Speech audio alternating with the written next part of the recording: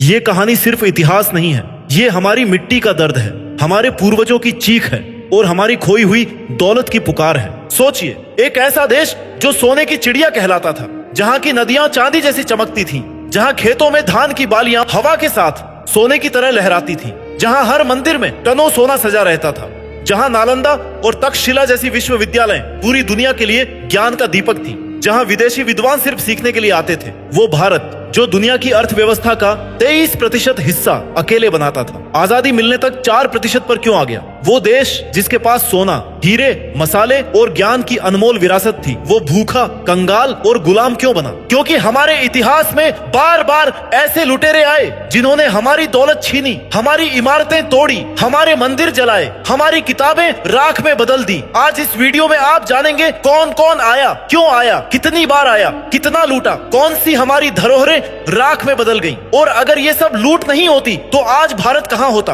और दुनिया हमारे आगे कैसी लगती? तैयार हो जाइए, क्योंकि ये कहानी सुनकर आपका खून खौल उठेगा और आपकी आंखें भर आएंगी। नंबर 10, पुर्तगाली। भारत की मिट्टी में जब पहली बार यूरोप का लालच उतरा, वो साल था 1598। समुद्र की लहरों को चीरता हुआ एक जहाज कालीकट के तट पर आकर रुका। उस जहाज से उतरा वास्को डी गामा, पहला पुर्तगाली व्यापारी। लेकिन उसकी आंखों में सिर्फ व्यापार नहीं, सोना और मसालों की भूख थी। उस समय के कालीकट के राजा ने विदेशी व्यापारी को अवसर दिया, क्योंकि उसे लगा कि व्यापार से समृद्धि आएगी। लेकिन यही भरोसा हमारी पहली चूक बन गया। पुर्तगालियों ने पहले तो मसाले और मोती खरीदे, लेकिन जल्द ही उनका असली चेहरा सामने आया। उन्होंने समुद्र पर कब्जा किया, गांव जलाए और गोवा में अपनी सत्ता कायम कर ली। उन्होंने हमारे काली मिर्च, लौंग, दालचीनी और इलायची जैसे मसालों को सोने के दाम पर यूरोप भेजना शुरू किया। इतनी लूट हुई कि आज के समय में इसकी कीमत कम से कम 20,000 करोड़ रुपए बैठती है। पुर्तगालियों ने हमारे तटों पर किले बनाए, स्थानीय व्यापारियों को बर्बाद किया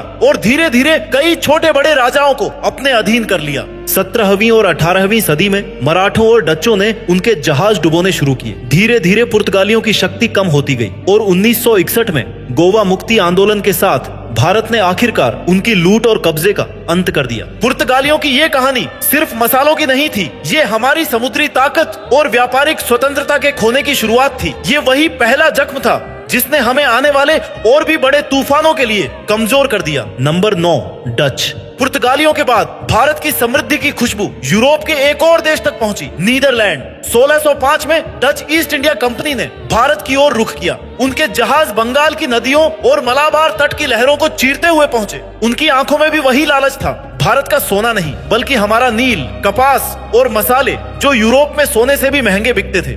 उस समय बंगाल दुनिया की सबसे अमीर प्रांतों में से एक था। यहाँ की नदियां सोने सी चमकती थीं और खेतों में उगता नीला रंग, नील, पूरे यूरोप की शान बन चुका था। डच व्यापारी शुरू में दोस्त बनकर आए, राजाओं से व्यापार की इजाजत ली, लेकिन जल्द ही उन्होंने अपने असली इरादे दिखाए। उन्होंने मलाबार तट पर किले बनाए, स्थानीय व्यापारियों के जहाज डुबो दिए और मसाले, रेशम, नील और चावल का हजारों टन माल यूरोप भेजना शुरू कर दिया। इस लूट की कीमत आज के समय में करीब 30,000 करोड़ रुपए आंकी जाती है। डचों ने केवल लूटा ही नहीं, बल्कि स्थानीय व्यापार को बर्बाद कर दिया। गांव गरीब हो गए, बंदरगाह सुनसान हो गए। बंगाल और दक्षिण भारत की समृद्धि धीरे धीरे लुप्त होने लगी। लेकिन 17वीं सदी के आखिर तक मराठों की समुद्री ताकत और अंग्रेजों के बढ़ते प्रभाव ने डचों को भारत में कमजोर कर दिया। 1825 तक डच भारत से लगभग पूरी तरह मिट गए। ये कहानी हमें सिखाती है कि हर बार जब हमने अपनी समुद्री ताकत खोई, विदेशी व्यापारी बनकर आए और हमारे भविष्य को चुरा कर ले गए। नंबर 8, फ्रांसीसी। पुर्तगाल और डच के बाद भारत की समृद्धि की खुशबू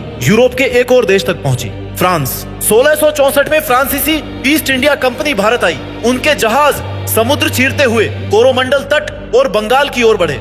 उनकी आंखों में वही पुराना लालच था, भारत का रेशम, मसाले, नील और चावल। उन्होंने पहले व्यापारी बनकर विश्वास जीता। पौंडीचेरी, चंदन नगर, करैकल, माहे और यानम जैसे बंदरगाहों पर फ्रांसीसी झंडा लहराने लगा। स्थानीय राजाओं से समझौते कर उन्होंने अपने किले और गोदाम बनाए। धीरे धीरे उन्होंने बंगाल और दक्षिण भारत के व्यापार पर कब्जा कर लिया। हमारा रेशम और कपास यूरोप में सोने के भाव बिकने लगा और भारत की असली दौलत धीरे धीरे समुद्र पार चली गई। उनकी लूट की आज की कीमत कम से कम 40,000 करोड़ रुपए आंकी जाती है। लेकिन ये सिर्फ दौलत की चोरी नहीं थी, उन्होंने स्थानीय कारीगरों और व्यापारियों को गरीबी में धकेल दिया। जो बंदरगाह कभी जहाजों से भरे रहते थे, वो सूने पड़ गए। 18वीं सदी के मध्य में फ्रांसीसी और अंग्रेज आमने सामने आए। प्लासी और वांडीवास जैसी लड़ाइयों में अंग्रेजों ने उन्हें हराया। 1763 तक फ्रांसीसी भारत की शक्ति लगभग समाप्त हो गई और वे सिर्फ कुछ छोटे इलाकों तक सिमट गए। ये कहानी सिर्फ लूट की नहीं बल्कि इस बात की गवाही है कि विदेशी व्यापारी जब हमारे तटों पर आए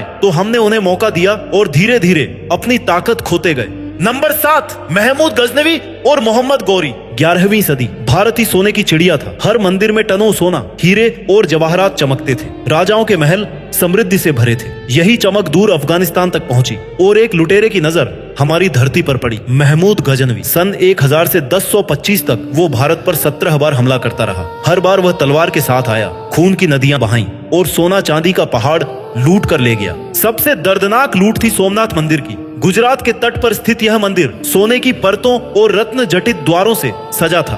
गजनवी ने इसे तोड़ा, मूर्ति को तोड़ा और सोना ऊंटों और हाथियों पर लाद कर गजनी पहुंचा दिया।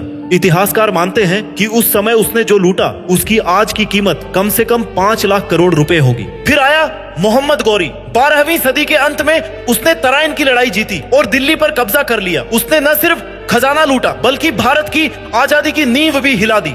गौरी की जीत के बाद भारत में गुलाम वंश और दिल्ली सल्तनत की शुरुआत हुई। महमूद और गौरी का दौर सिर्फ लूट का नहीं था, ये भारत के आत्मविश्वास को तोड़ने का पहला बड़ा प्रयास था। सोमनाथ जैसे मंदिरों की राख और लाखों निर्दोष लोगों का खून आज भी हमारे इतिहास में गवाही देता है कि लालच के लिए उन्होंने हमारी धरती को कैसे रुलाया। नंबर 6 है दिल्ली सल्तनत। 12वीं सदी के अंत तक भारत के दिल्ली पर परायों का साया गहरा गया था। तराइन की लड़ाई में मोहम्मद गौरी की जीत ने भारत की आजादी की जड़ों को हिला दिया। उसके बाद शुरू हुआ दिल्ली सल्तनत का युग जो चला करीब 300 साल, सन 1206 से 1526 तक। ये दौर भारत के लिए लूट, खून और अपमान का समय था।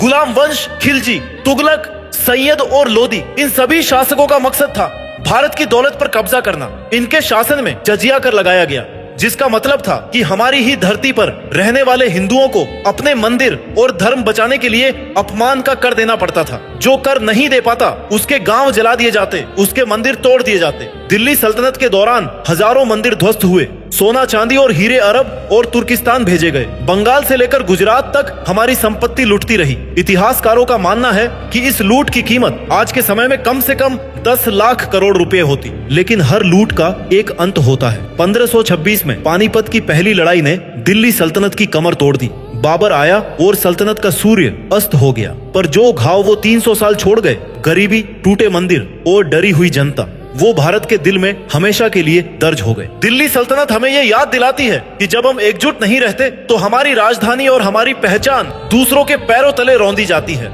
नंबर 5 मुगल। 1526 पानीपत की पहली लड़ाई में बाबर की तोपों की गड़गड़ाहट ने दिल्ली सल्तनत के ताज को छीन लिया और भारत में शुरू हुआ मुगल साम्राज्य। करीब 300 साल तक भारत की किस्मत विदेशी हाथों में रही। मुगलों ने भारत में महलों, किलों और बागों का निर्माण किया। ताजमहल, लाल किला और फतेहपुर सीकरी आज भी उस समय की गवाही देते हैं। लेकिन इस चमक के पीछे भारत की असली हकीकत छिपी थी। हमारी दौलत दरबारों और युद्धों में बहा दी गई। मुगलों ने सोना, चांदी और हीरे बाहर नहीं भेजे जैसे गजनवी या नादिर शाह ने, लेकिन उन्होंने करों और लगान के जरिए भारत की जनता को कंगाल बना दिया। किसानों पर अत्याचार, जबरदस्ती वसूली और अत्यधिक कर व्यवस्था ने गांवों की हालत बद से बदतर कर दी।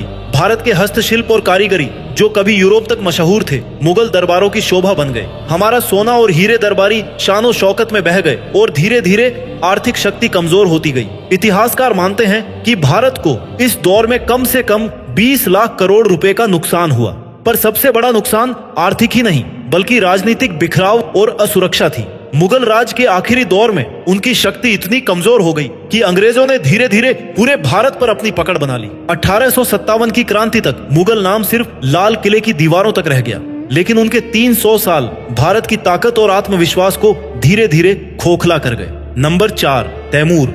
जो 1398 सर्द हवाएं दिल्ली की ओर बढ़ रही थी, लेकिन ये सिर्फ हवाएं नहीं थी, ये मौत का तूफान था। समरकंद का लुटेरा तैमूर भारत की धरती को रौंदने निकल पड़ा था। तैमूर का मकसद साफ था, सोना, चांदी और हीरे जवाहरात। वो अपने रास्ते में आने वाले हर शहर को खून और राख में बदलता चला गया। उसकी सेना ने करनाल से लेकर मेरठ और दिल्ली तक खेत जलाए, गांवों को उजाड़ा और लाखों निर्दोष लोगों को मार डाला। जब तैमूर दिल्ली पहुंचा तो शहर की गलियों में चीखों की गूंज थी। इतिहासकारों के अनुसार सिर्फ चांदनी चौक के आसपास ही करीब 1 लाख निर्दोष लोग मारे गए। तैमूर ने मस्जिदों और मंदिरों का सोना लूटा, मूर्तियों को तोड़ा और ऊंटों व हाथियों पर खजाना लादकर समरकंद चला गया। उस एक हमले में भारत से जो दौलत निकली उसकी आज की कीमत कम से कम 5 लाख करोड़ रुपए आंकी जाती है। लेकिन ये लूट सिर्फ पैसों की नहीं थी। तैमूर के बाद दिल्ली खंडहर में बदल चुकी थी। बाजार सुनसान हो गए, खेतों में लाशें पड़ी थीं और भारत की आत्मा खून के आंसू रो रही थी। तैमूर सिर्फ एक बार आया, लेकिन वो एक बार ही भारत के इतिहास में ऐसा जख्म छोड़ गया जो आने वाले 100 साल तक हमारी रगों में डर और गरीबी बनकर बहता रहा। नंबर 3, नादिर शाह 1749। दिल्ली की गलियों में सूरज की रोशनी तो थी, लेकिन लोगों के दिलों में अंधेरा उतर चुका था, क्योंकि फोरस का खूंखार लुटेरा नादिर शाह भारत की राजधानी पर चढ़ाई कर चुका था। नादिर शाह का मकसद साफ था, भारत का सोना, हीरे और मोती। उसकी सेना ने करनाल में मोहम्मद शाह रंगीला की फौज को हरा दिया।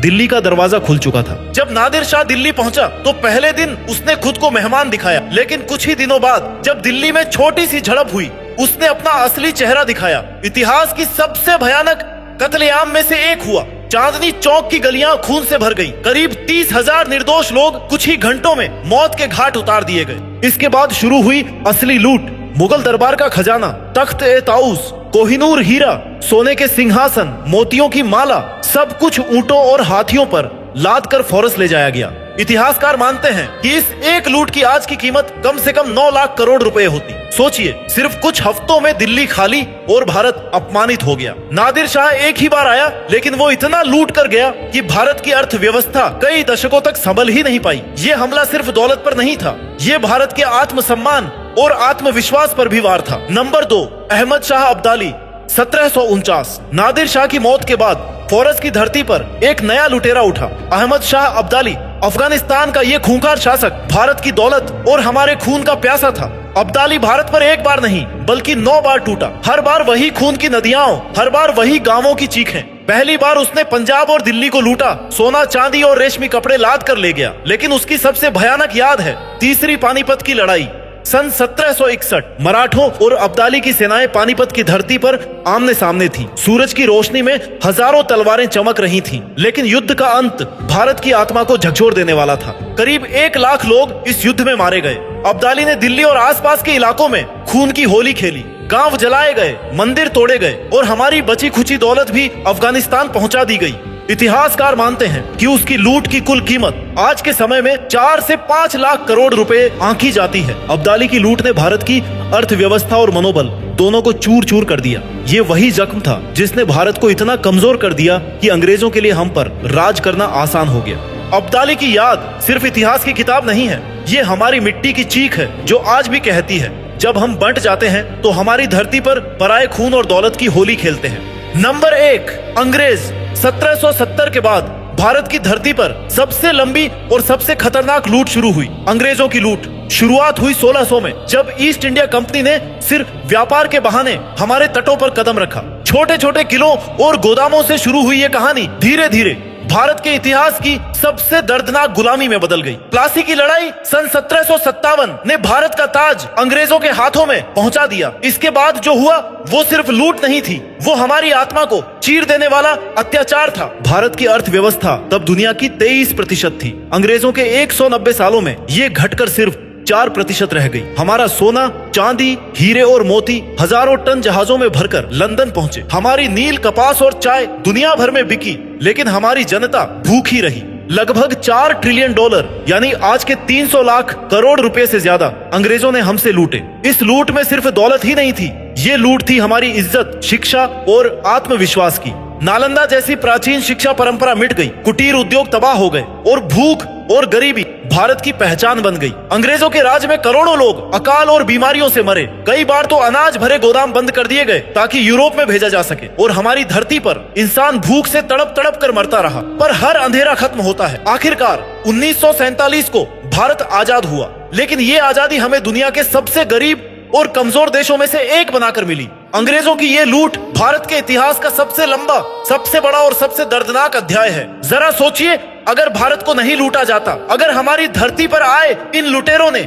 हमारी संपत्ति, हमारे हीरे जवाहरात हमारे ज्ञान और हमारी मेहनत को न छीना होता, अगर महमूद गजनवी सोमनाथ का सोना न ले जाता, अगर तैमूर और नादिर शाह दिल्ली को खून और राख में न बदलते, अगर अब्दाली हमारी रगों से ताकत न निचोड़ता और अगर अंग्रेज हमारे 4 ट्रिलियन डॉलर न लूटते, तो आज भारत कहां होता? आज हमारी जीडीपी दुनिया की सबसे बड़ी अर्थव्यवस्था होती। आज के अमेरिका और चीन मिलकर भी हमारी बराबरी नहीं कर पाते। हमारे पास दुनिया का सबसे बड़ा सोने का भंडार, सबसे ताकतवर उद्योग और सबसे शिक्षित जनसंख्या होती। हमारी नालंदा और तक्षशिला जैसी विश्वविद्यालय दुनिया के हर कोने से छात्रों को आकर्षित कर रही होती। हमारे कुटीर उद्योग और हस्तशिल्प दुनिया का नेतृत्व कर रहे होते। हमारे गांव सोने के खेतों से लहलहा रहे होते और हमारी धरती कभी भूख और गरीबी का नाम तक न सुनती। हमारे वैज्ञानिक, व्यापारी और योद्धा दुनिया की दिशा तय कर रहे होते। हमारे पास सबसे ताकतवर नौसेना और सेना होती। भारत सिर्फ एशिया का नहीं, पूरी दुनिया का नेतृत्व करता। लेकिन इतिहास बदला नहीं जा सकता। जो बीत गया वो बीत गया।